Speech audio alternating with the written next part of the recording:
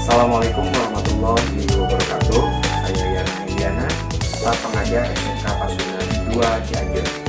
Mata pelajaran yang saya ampu adalah matematika dan produk kreatif untuk kompetensi keahlian rekayasa perangkat lunak. Sebagai tugas tambahan, saya diberi amanah membantu kepala sekolah di bidang kurikulum dan juga pembina di pengembangan diri kesenian. Dan ini sekilas mengenai jasa diri saya. Oke, pada kesempatan kali ini saya akan menyampaikan materi PLS, yaitu belajar efektif. Silahkan ditonton sampai selesai karena nanti pada bagian akhir ada evaluasi yang harus dikerjakan. Selamat menyimak. Sebelum kita membahas tentang belajar efektif, marilah kita mengenal sejenak mengenai pengertian belajar. Apa itu belajar? Menurut Kamus Besar Bahasa Indonesia, belajar adalah berusaha memperoleh kepandaian atau ilmu berubah tingkah laku atau tanggapan yang disebabkan oleh pengalaman. Oleh sebab itu, maka belajar adalah suatu proses yang diawali dengan niat dan akan mendatangkan hasil. Silakan kalian bandingkan antara dua gambar berikut. Proses belajar manakah yang akan mendatangkan hasil yang lebih baik? Apakah proses belajar yang lebih lama, sistem kebut semalam, itu akan mendatangkan hasil yang lebih baik? Atau belajar lebih singkat, bahkan dilakukan di tempat yang nyaman untuk kita? Ya, tentunya lamanya waktu belajar tidak menjamin seseorang mendapatkan hasil yang lebih baik atau lebih paham. Semuanya tergantung kepada efektif atau tidak efektifnya cara belajar kita.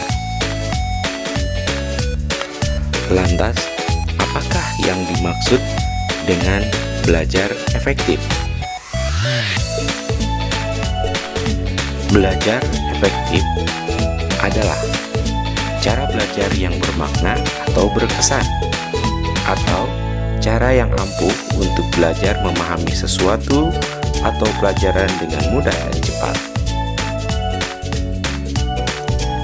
Lalu, bagaimanakah cara belajar yang efektif? Pada kesempatan kali ini, saya akan coba sampaikan cara belajar efektif menurut psikologi, menurut penelitian, dan cara belajar efektif selama pandemi. Cara belajar efektif yang pertama menurut psikologi. Ada 15 cara.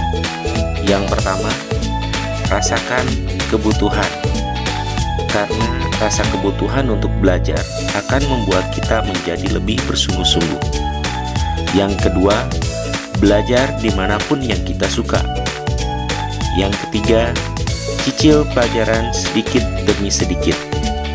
Yang keempat, bagi waktu belajar, karena manajemen waktu sangatlah penting. Yang kelima, berdiskusi, karena setiap orang memiliki style belajar masing-masing, tapi suatu saat mereka membutuhkan kawan untuk berkolaborasi. Yang keenam, cari cara untuk membantu konsentrasi belajar kita. Mungkin ada yang bisa fokus setelah diiringi dengan musik, mendengarkan musik, atau mungkin ada cara lainnya.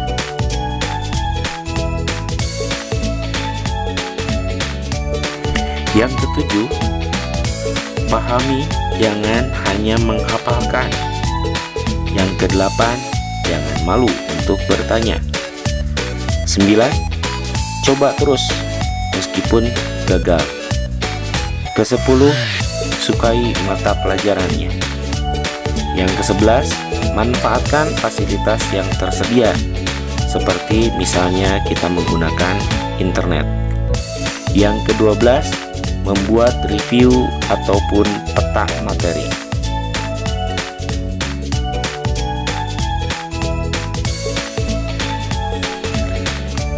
Ke-13, buatlah kesimpulan. Ke-14, cobalah berlatih soal. Dan yang ke-15, jangan lupa tetap berdoa. Itulah 15 cara belajar efektif menurut para ahli psikolog. Sekarang kita lanjutkan bagaimana cara belajar efektif berdasarkan penelitian. Penelitian yang pertama yaitu mengenai manfaat olahraga bagi otak, yang berkaitan dengan cara kerja otak menangkap informasi baru. Penelitian berikutnya yaitu mengenai teknik belajar. Salah satunya teknik belajar Pomodoro yang diperkenalkan oleh Francesco Cirillo pada akhir 1980-an. Intinya adalah bahwa belajar memerlukan waktu untuk beristirahat sejenak dan melanjutkannya kembali.